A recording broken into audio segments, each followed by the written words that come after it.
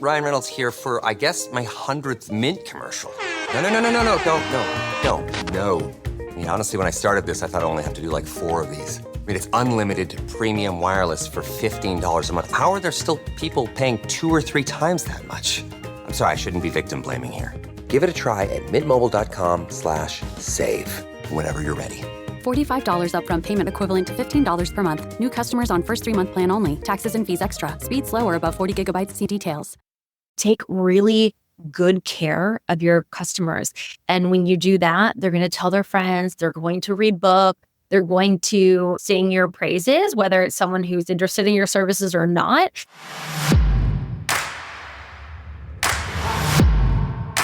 Welcome back, Millionaire University. Are you ready to do some bootstrapping? Because today we've got a guest who knows a thing or two about building success from the ground up. We have Lauren Rampello Becotte, who is on the podcast today, sharing with us how she built a successful beauty business in the sunless tanning industry.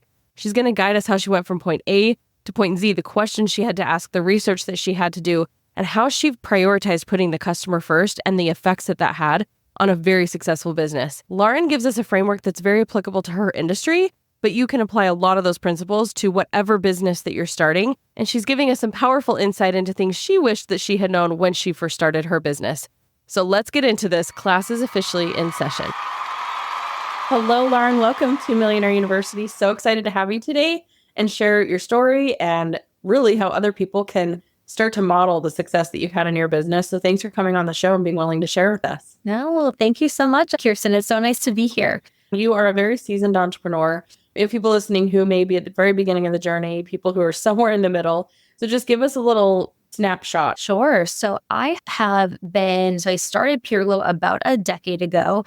And today, Pure Glow is a beauty and wellness business. So we focus on organic airbrush tanning as a service. And really, the reason that we got started is I really wanted to make a better product, a better service experience available and more accessible to more people. And so we know that UV rays are really dangerous. We know that a lot of what is in personal care products and skincare products is risky as well. And so I really wanted to create this path to having a great experience and enjoying the results so much that people felt a lot more comfortable, safe to be using these services and applying these products more regularly, that they weren't going to be putting their vanity before their health, and that we could also create this awesome environment that makes people, really helps them make great choices for their health and have a great experience in the process. So I've been operating 2, soon to be 3 company-owned locations in the Boston, Massachusetts area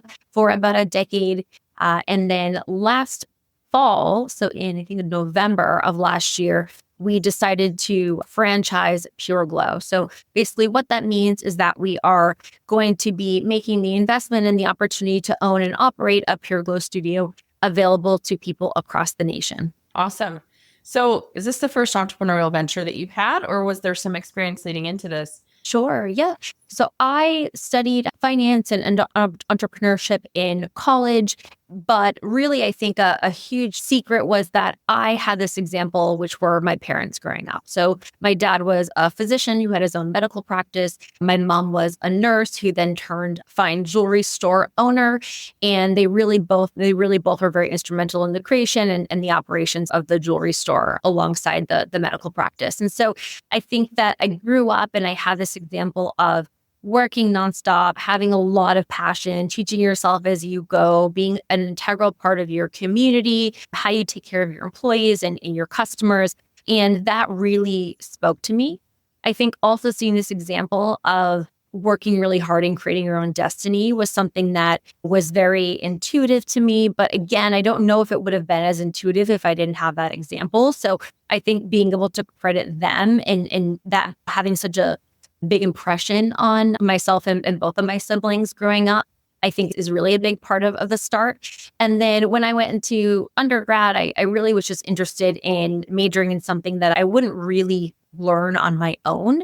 And so that's really how I gravitated towards finance. And then as I was progressing through, I really couldn't kick this interest in entrepreneurship and management and all the aspects of business, and took a few courses in that direction to finish off. And then right out of school, I worked in more of a sort of traditional client-facing wealth management role, and very quickly excelled, enjoyed it, learned a lot about working at a Fortune 100 company and in a professional setting in that manner. But then very quickly realized I had that itch and I wanted to get started working for myself. Yeah.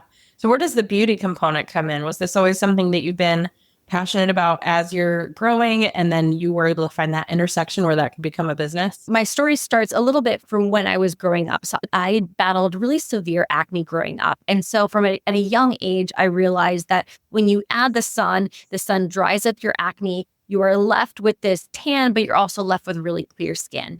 And of course, even as early as 11, 12, I knew that sun exposure wasn't great. But when I would begin to play around and fold in these sunless tanning products, I realized that it would even my acne scarring out, it would even my skin tone out. And so overall, I just felt so much better and so much more confident. And so at a very early age, I began to equate a natural or a sunless tan with this even skin and this confidence that really was really important as a young woman growing up at these very impressionable ages. So I had begun to dabble in this sort of sunless industry for many years as a consumer. And then a few years out of school, or actually almost a year or so out of college, I became privy to how far the cosmetic chemistry side of sunless tanning innovation had come. And that is really where the business and the passion came together. And so I learned that the industry itself was able to yield these more believable looking colors when it came to achieving this suntan look. And that was really interesting to me because that was really new as someone who had been a consumer for many years. But my sort of consumer and business brain moved to was, I'm not going to put something all over my skin from head to toe repetitively that isn't safe. And so at that point, when I really started thinking about this seriously, I decided to look into what are in these products, how does this innovation work, and is there a way to bring this to market in a really safe way? And I was quite surprised. And really what I had learned initially is that there are a lot of certified organic and natural ingredients that are very safe and effective. And when you combine those with some of these safe but synthetic ingredients that work really well, you can achieve a great result in a really safe way with safe ingredients. And so that's really where Pure Glow as it is today came to be. Awesome. So let's talk about the business building side of that, because you not necessarily stumble, very intentionally discover the science of this, and you have a passion for it. It's an interest, something that you've personally experienced. So where did it begin? Because I know that you're a founder of the company before it became an option to franchise. Can we talk a little bit about that and how you built it, and what were some of those things that you had to do to turn it into a successful company to where it is right now? Sure. So I think at an early age, I was someone who has always been very ambitious, always worked very hard. I knew whether I was working for someone else or working for myself, I was going to work just as hard. So if that ethos of it makes a little bit more sense to work for myself, so that hopefully at the end of the day, there's value building and all those good things. You're getting a little bit more out of it. Additionally, I was able to teach myself self-discipline and time management. I might not be the most organized person on the planet, but you begin to figure out what are the ways in which I need to grow and skills to obtain to be able to venture out completely on my own. And so I think I had identified in myself that I had a lot of these leadership qualities, this ambition, this work ethic, and I could think strategically about how to start something from the ground up. And again, I think that entrepreneurship and business ownership and finding success in business is incredibly achievable, which is why I love Millionaire University and what you guys are doing. And this is something that I certainly encourage people who are interested in going to business for themselves, is you really just need to sit down and think, what do I want to accomplish? And what are the ways that I can go about doing this?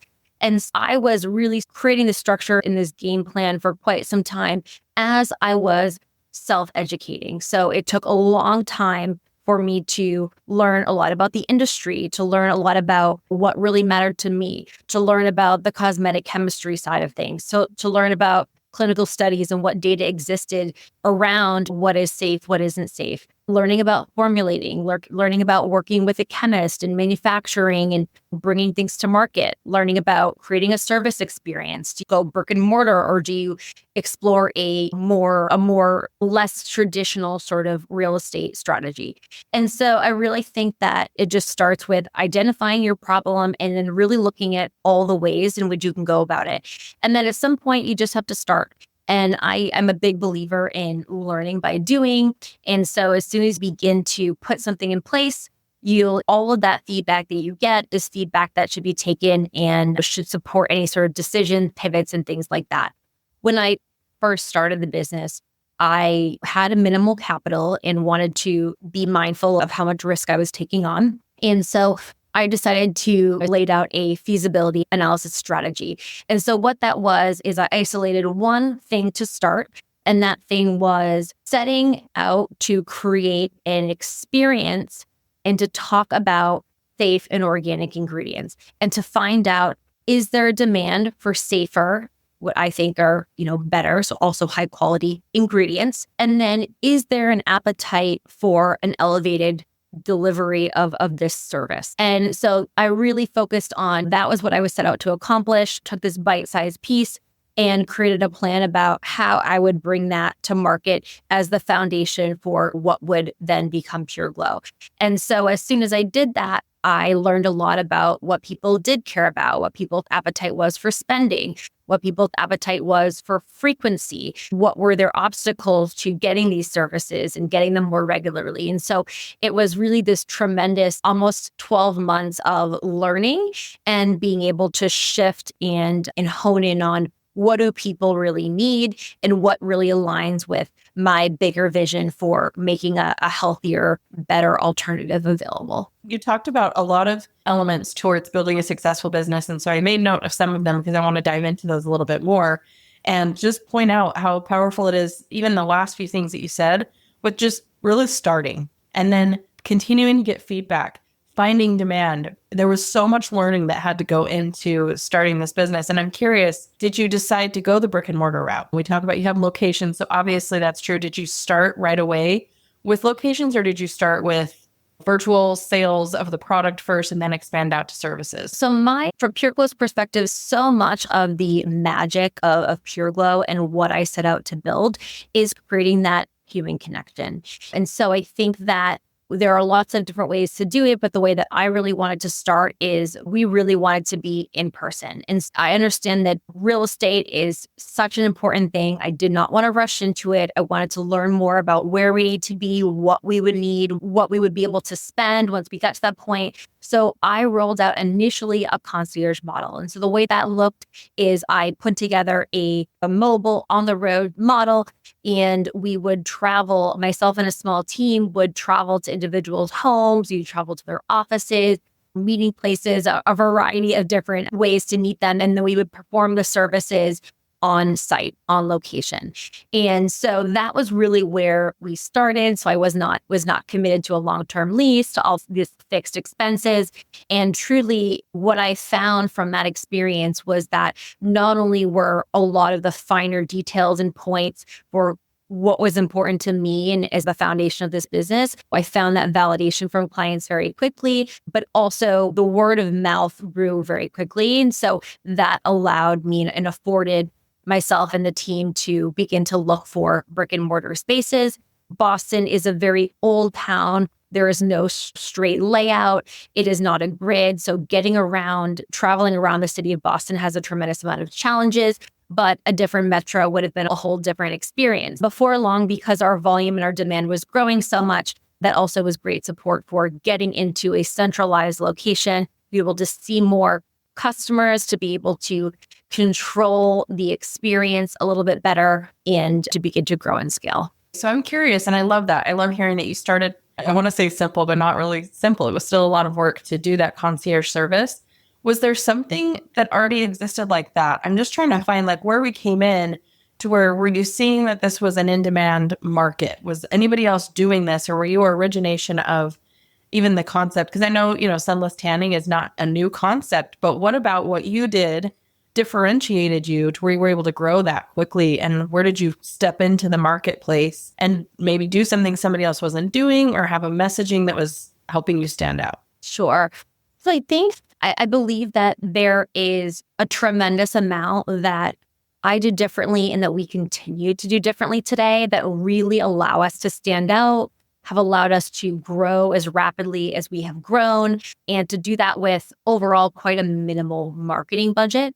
Instead of looking to see what other people were doing or taking cues from others, I really built everything from scratch, entirely from a strategic standpoint. What do I perceive as the need? What is the best way? What is the most innovative, thoughtful, intentional way of going about delivering the service, creating the best product, creating the best experience from start to finish? And so I think that when there are more players out in the market, it can be helpful. You can certainly learn from what other people are doing and build off it and all of these things.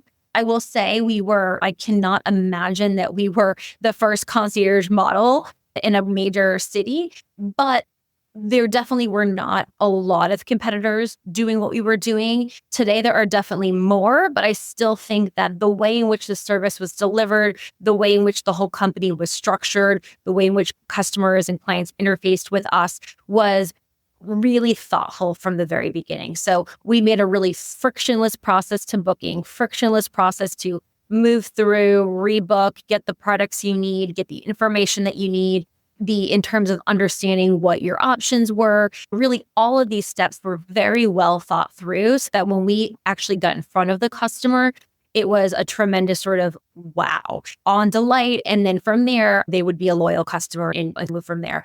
To this day, nearly October will be 10 years. We still have customers that we see regularly that were regular customers then. So it's the sort of recipe works. We've continued to build on the recipe and the approach, but I think that there is a tremendous advantage to planning and creating with your head down and being less focused on what others are doing or the way that things have been done before. So even on the franchise side of the business now, we've recruited this, world-class team of incredible experienced professionals with successful companies to help build and grow and support our franchisees now on the franchise side.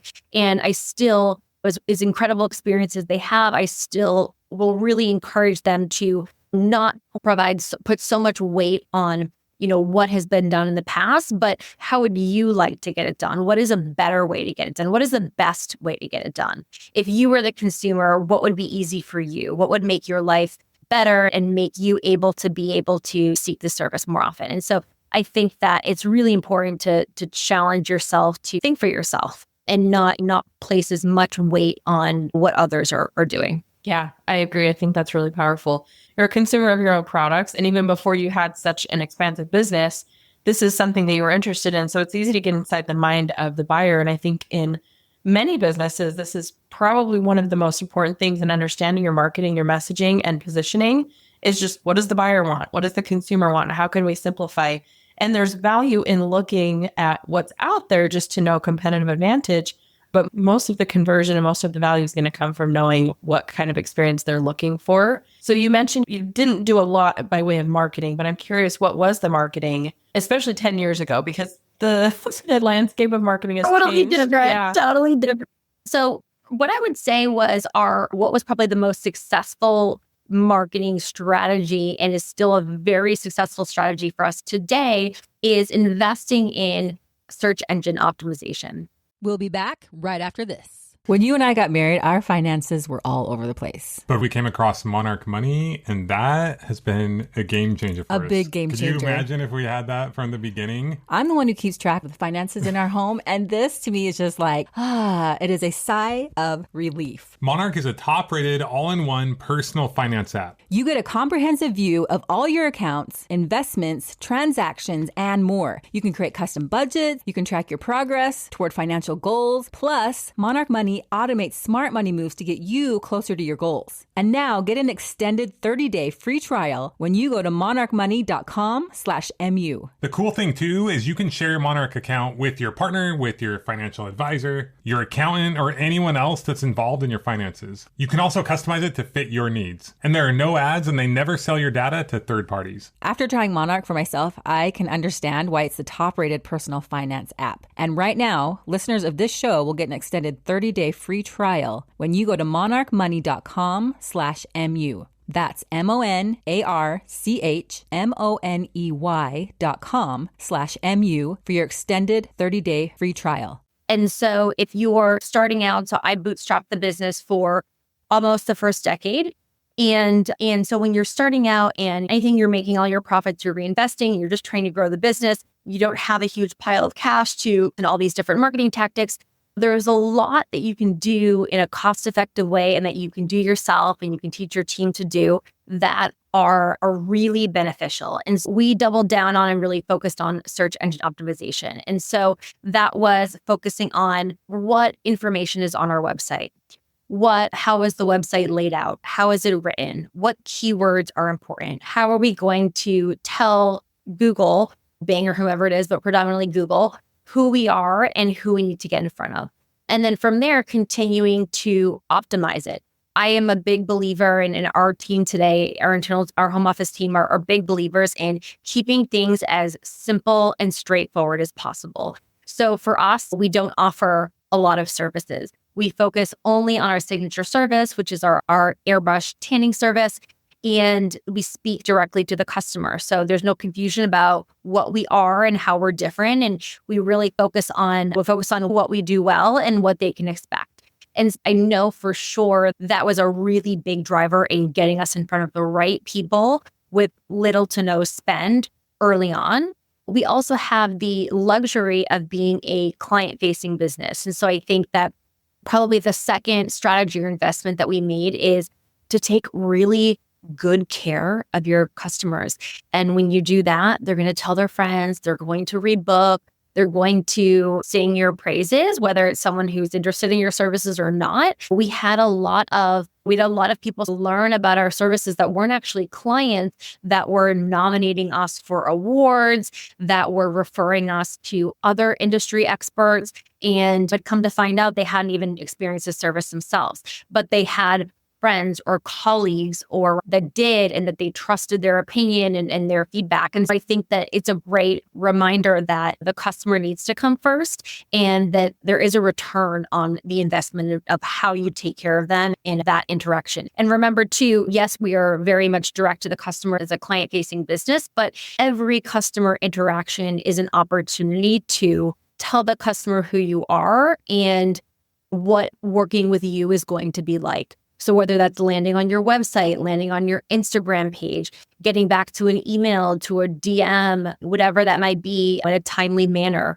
responding really thoroughly so that the email thread or the text thread does not need to continue, but they get the information that they need quickly and efficiently, making their booking process or whatever that might be seamless. And so there are so many opportunities to win that customer and tell them who you are and what working with you is going to be like. That's powerful. There's truly no better investment than word of mouth marketing. And I don't care what you say with social media. Even social media has that component of word of mouth marketing. When people are sharing you in any capacity, that is the best type of investment that you can make into your business and growth. And I love that you tapped into SEO as well, search engine optimization. It's such another powerful way to get in front of the right people, especially I'm sure when you do develop the brick and mortar model, because you don't just want searchability on address, you want searchability on service. So can we talk about the scaling and what that looked like? Because you mentioned you bootstrapped this really for almost the first 10 years and where the transition started to come even from that concierge model to brick and mortar, and then what that looked like when you started with one location and then multiple. And essentially, this is a multi-tiered question. What took you into the franchisor model? I think that very quickly, we saw the demand grow very quickly with the concierge model. So there was a lot of validation, but also as a new concept, a first-time founder, but it gave me more encouragement that I could open and support a brick and mortar location.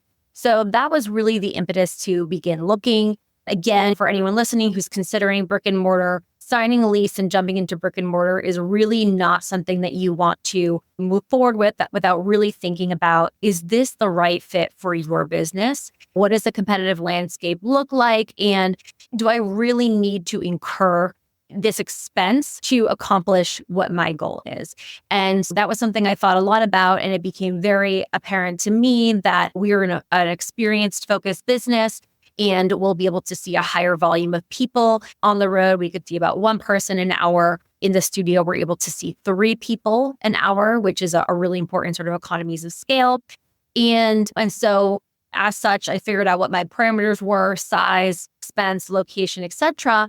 And I actually polled all of our customers up until that point and asked them, hey, we're interested in opening a brick and mortar location. Where do you want us? And we received the overwhelming response was Back Bay in Boston.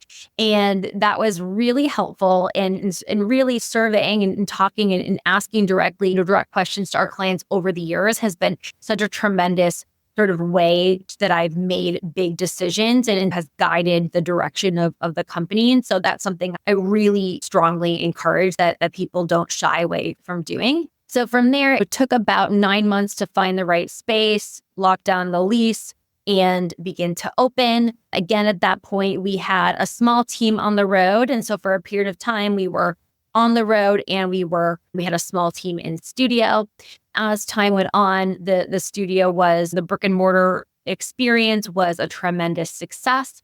And as we grew, again, small company, bootstrapped, you cannot invest anywhere. You have to be really thoughtful and strategic about where you invest. And so I decided to invest in growing the studio team rather than growing the concierge team.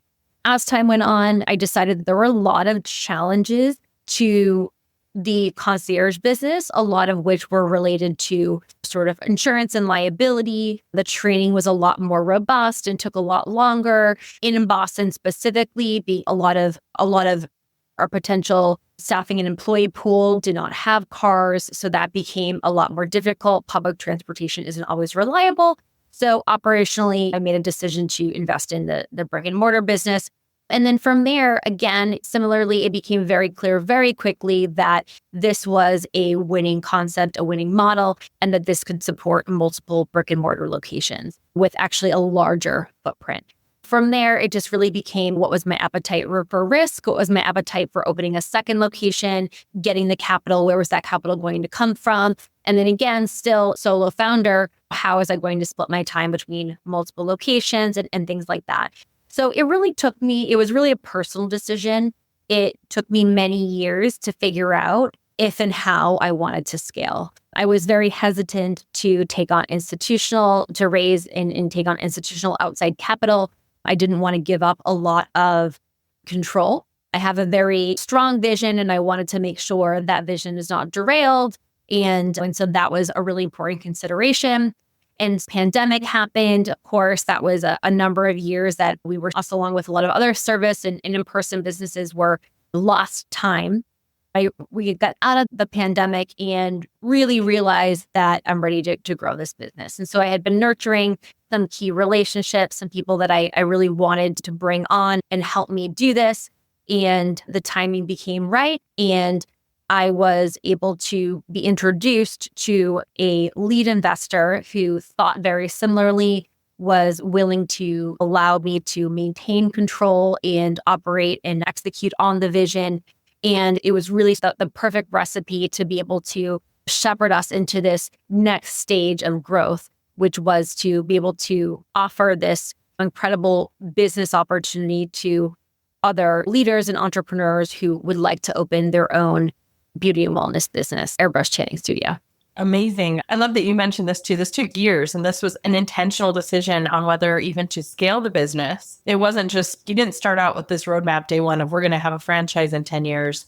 It was really just a little bit at a time, seeing growth, seeing opportunity, and just continuing to ride the wave, but being intentional with that. So I think that's important. Even as an entrepreneur, when you're starting a business, I think we have a tendency to think we have to have everything figured out from the very beginning, and just enjoying the journey and allowing it to evolve as it needs to is so much more fun then putting that pressure on yourself of, we can have the dream, we can have the vision, the big goal. Maybe even if the goal is a multi-7-figure business, you're going to be a founder of a Fortune 500, 100, whatever it may be, but not trying to determine how and the timing of every single step, because none of us could have foreseen COVID.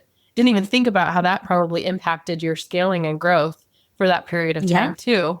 So let's talk a little bit about now what it's like for you as that founder who's put all this effort into building this business, a whole company, and what it's been like to transition where now you have other people coming on and continuing that vision and really taking it forward. I would love to answer that. And it's really been a dream come true to be able to bring on this really experienced team.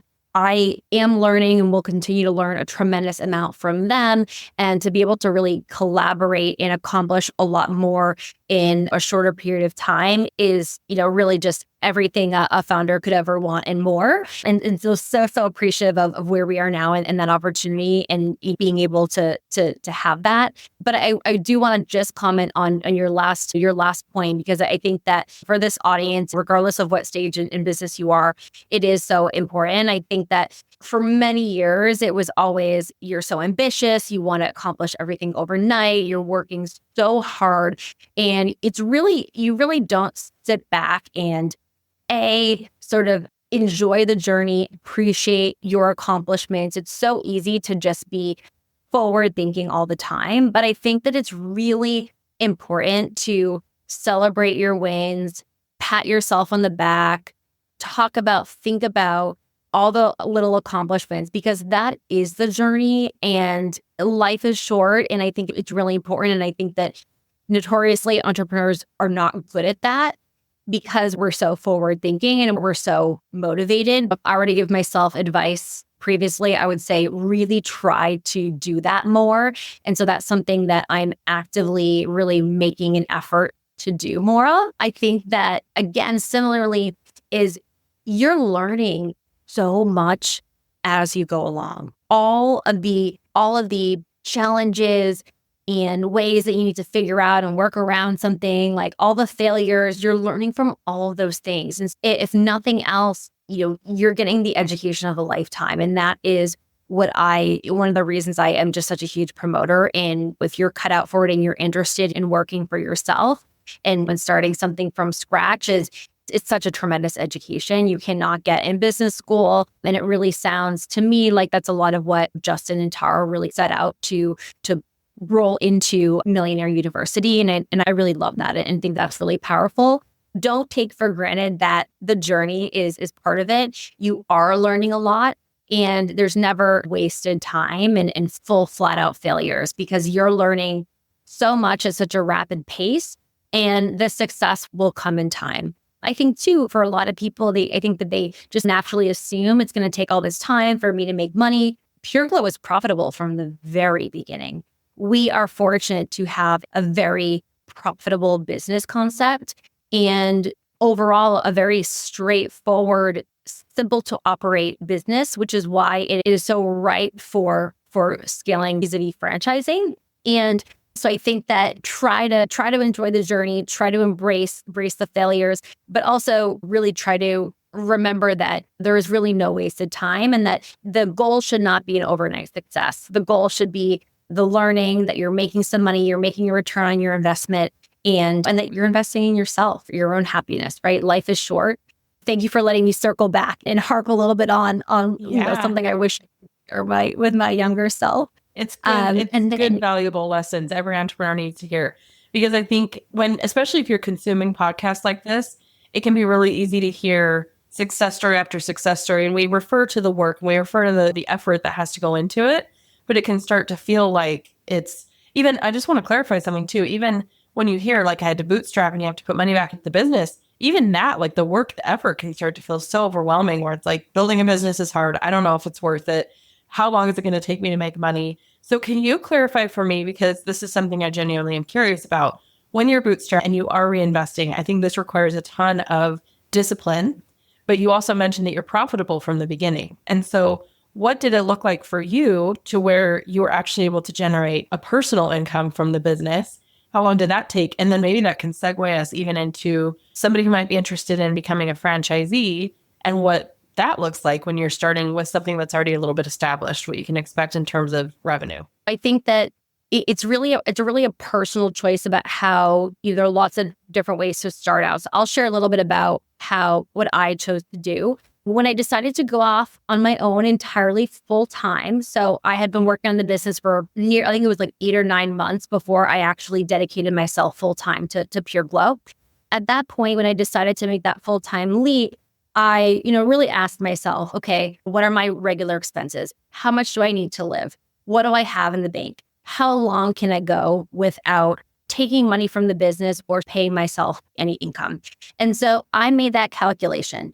In addition to that, I also created this superficial timeline for myself. And that was, you are going to work as hard and as smart to get this business off the ground in a period of time. And if you have not made enough progress in 1 year, it's probably time to think about going back to the corporate world or to pursue something different. So I think that giving yourself a hard and fast deadline is also a really disciplined and a really more practical way of saying, I need to accomplish something by X. And if I haven't, I might need to reevaluate, because we're all adults, right? Where no one is supporting us by ourselves. And I know, sure, everyone's situation is a little bit different, but at the time I was very young, early 20s, and I was unmarried. I was not supported by anyone but myself. So I had to make a decision about how long I could go for unpaid. Additionally, I set aside a certain amount of my savings to put towards the business. And what was nice is that, yes, we were profitable from quite early on, but I made a point of not paying myself for as long as I felt was reasonably possible. And so I believe I think it was just under a year.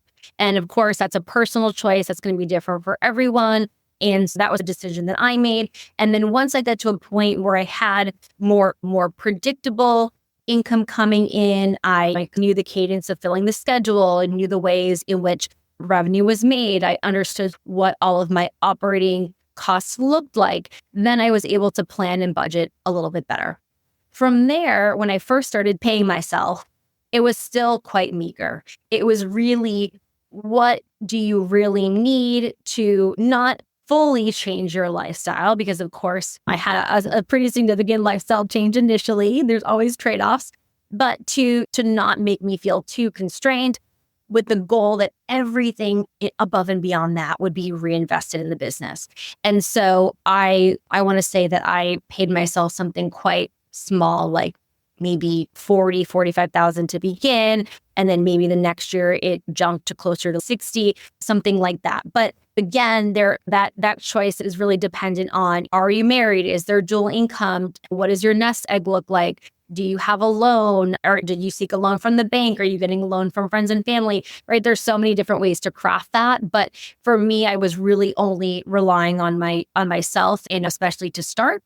And then from there, just as my comfort, as I knew what the business needed, I slowly began to pay myself a little bit more. But largely, I would say that for at least 60% of what I earned each year was reinvested in the business for the first 3 to 4 years.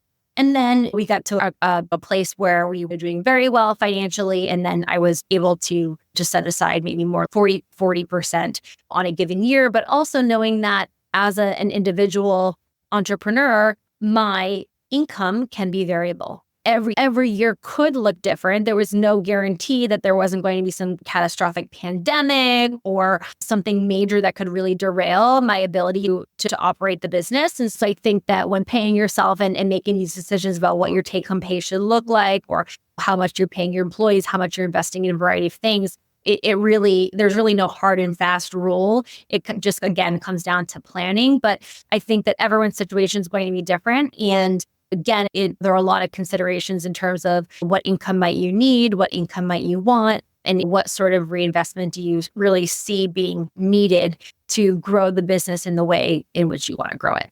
I am so grateful for that breakdown, because I think it's very personal. Like you said, you have to weigh that on your need, your situation, and all those things. But it's something I haven't, to the extent that you have founded a business, bootstrapped a business, I have done a lot of stepping in and helping other people to sell what they're selling and created more of the digital side.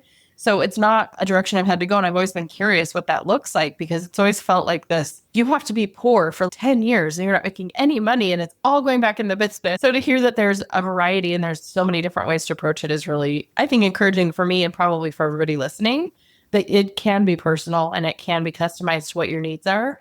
There's no defined timeline of when you'll be able to pay yourself or when you won't. And I think that's the beauty of entrepreneurship, is it's really up to you. Yeah. You make it happen or you don't. And it's there's risk involved, but everyone's situation is going to be a little bit different. But there's nothing to say that you won't be able to support yourself right from the beginning. Yeah, absolutely.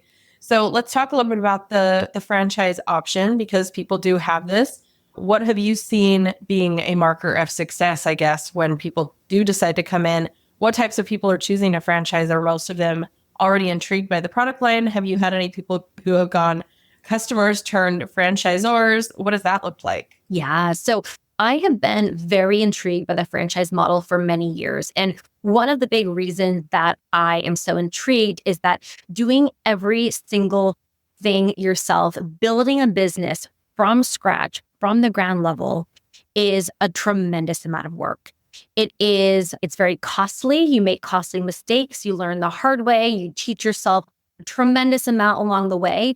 It's very slow. You can only learn so much and teach yourself much in so much time. And so the beauty of investing in a franchise as a franchisee is that if you have a great franchisor, which is really what PureGlow is and aspires to be. We're just emerging, so we're just getting started, but we have a really great foundation and tremendous amount of operating experience to lean on. Is we've made the mistakes. We've taken risks. We learned what works, what doesn't work. We've learned intimately who our customer is, how we're different, our positioning in the market, where we want to grow. We have a tremendous amount of insights that now a franchisee can come in and leverage. So there are a lot of things that are advantageous. So when you're buying a business like a franchise, your risk of failure from the beginning is massively reduced, because ideally your franchisor has a proven concept. And not only are they going to deliver that proven concept to you sort of ideally on a silver platter, but they're going to lock arms with you and they're going to support you with every step in the process. So from the moment you come into the brand, learn about the brand, we're going to walk you through and help you do your full due diligence so you can figure out, is this a good fit for you? Similarly, we're going to learn about you and figure out, are you a good fit for this organization, our culture, our goals? Do your skills align with what we think it takes to be a really successful franchise partner? But it really doesn't stop there. And from there, we're going to really help you with this successful open. We're going to help you with that really successful first 8-9 months. We're going to help you understand when is the time to open location number 2, location number 3, if that's something that you want. And all the while, we're going to be focusing on how to support you from a sales and marketing perspective, how to support you from a operational perspective. We're going to teach you how to be a business owner. We have all the support, depending on what you need. And so it's a really fantastic structure.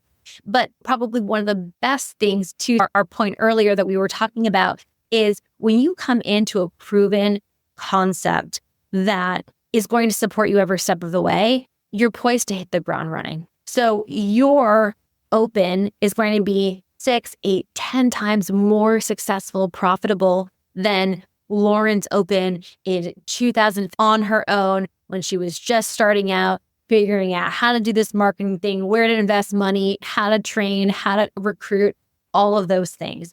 So it's really this incredibly accelerated way of hitting the ground running. You're going to learn a ton. You're going to work tremendously hard, but a lot of that sort of initial risk is removed.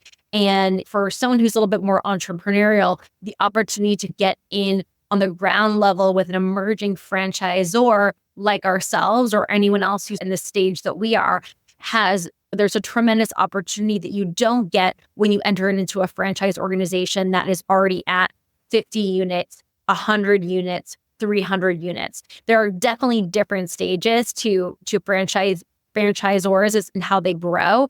And so it's really a unique and very entrepreneurial opportunity to join an organization like ours as a franchisee when we're starting out and we have just about 10 or so committed units nationwide.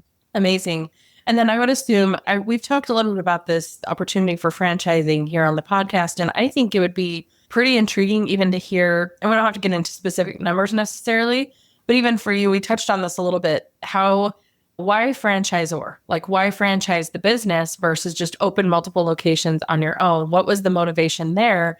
And even what is the profitability doing that versus, like I said, opening those locations across the nation for yourself? Sure. The really important way to understand, do you want to grow what we call company owned, which is really opening multiple units yourself that are all owned by one company? Or do you want to grow the franchise route? And keep in mind that there are plenty more routes to scaling that are outside of those two, but those two are often compared because there is a lot in common. And so the way that we like to think about it is you either determine that you want to be an operating business or you want to be a marketing business. And so an operating business means that you really want to focus on you want to employ and train and develop and engage a huge amount of people, because the success of your organization, all of your individual units, how they're supported on a regional basis, how they're supported on a national basis, is really on how successful are the operators in all of these units. When you decide to grow via franchising, you are investing in really the marketing and the support system, and your owners are really they're bringing the operating know-how. They're the ones who are taking great care of their team. They're managing the operations within the four walls of their unit. You're teaching them how to do that. You're supporting in that, but that's really their responsibility. That is not the franchisor's responsibility. Whereas if you have a company-owned strategy, that is really an internal focus and strategy. So for me, I much prefer, and our internal team really preferred to go the franchise route, because we believe that there are incredible people like myself that have a passion for operating, have a passion for people, have a passion for creating these incredible jobs in your community, taking great care of your clients, elevating that experience, and doing it in a way that really aligns with your values, whether that be around health, fitness, lifestyle, whatever that might be. To those people are able to purchase, invest in this business and run it on their terms. And that's really the opportunity and they bring so much passion to their team, passion to their clients. To me, it's right for so much more connection. Whereas when you go into a company-owned store, you can absolutely have a wonderful experience, but that sort of passion and that care and consideration is really not the same in an operating business, because that employee is not really invested in the same way. They're not invested in the success of that particular unit or that region or that group of units in the same way that a true owner investor is.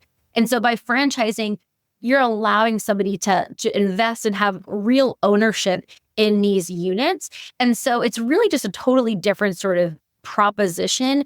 And for me as the founder and creator, I find that growing the franchise route is just so much more fulfilling to me. It really fills my cup. It fills my heart. And to me, that is a better use of my time and is something that feels really worthy of getting up in the morning. I feel like the consistent thread there too is in the service of the customer, right? Like you want to continue that investment because you know it's going to lead to a better quality experience for the customer. Of course, it's going to reflect better for you as a founder and as the name of the company, you want it to be represented well. But at the end of the day, that's the whole reason you've had the success is because it's been customer focused, client focused.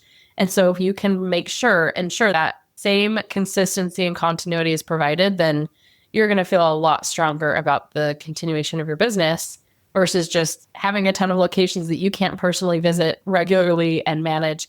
And it just multiplies you in a more intentional way. So that's really cool to hear from the perspective of somebody who is a franchisor and what the motivation was behind that. So thanks for giving us that insight as well. Thank you. And to your question earlier too about who are we attracting, who is a good fit, who are we finding a lot of success and who's coming to Pure Glow. And we're seeing a lot of individuals from the beauty industry. We're seeing a lot of individuals that share a passion for health and wellness and really want to make a difference with their time and want to make safer, higher quality offerings available in their community. And so we're seeing a lot of success specifically from the beauty industry, from the service industry, which is really exciting. And then we're certainly seeing tangentially a lot of this passion for retail and that sort of at-home of experience on the product side as well. But certainly the thread is really people who understand the importance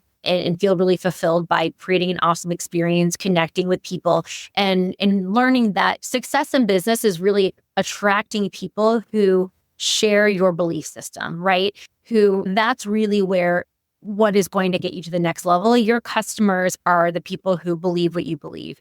And so we are being really intentional about bringing operating partners, franchisees into our system that really strongly believe what we believe. And a lot of that has to do with how you run the business, how you grow the business, how you take care of your people internally, as well as how you show up in your client community, but as well as your greater community. Amazing. Okay, so if people are interested in continuing to learn from you, following the journey of Pure Glow, even interested in franchising one of your locations, where can they go to find you? Sure. So to connect with me directly, the best place would be either LinkedIn. So it's Lauren Rampello Becotte, or directly on Instagram. My handle is Lauren R. Becotte.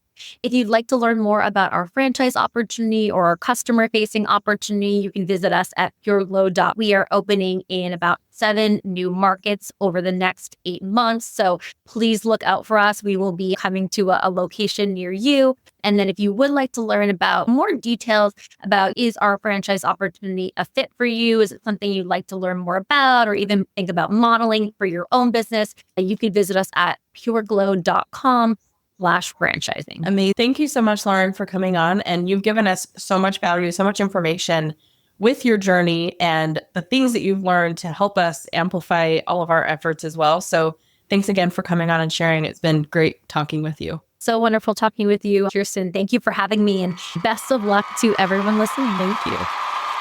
Thank you so much again to Lauren and our other show sponsors for today's episode. We love hearing about all of the different innovative ways that we can take curiosity and passion and turn it into a profitable business. And that's really our aim here on MU, is to help you start to see that all around you are problems and things that need solving, and you have a unique capability to do that. Lauren is a walking and talking example of something that all of us have the capacity to do, and I'm so grateful to her for coming on and giving us some insight into what it looks like to bootstrap a business and start from the ground up and build success on your terms. Thank you so much, you guys, for listening to today's episode. Go check out all of our resources in the show notes and be sure to connect with Lauren as well. And we'll see you guys on the next episode. Class dismissed.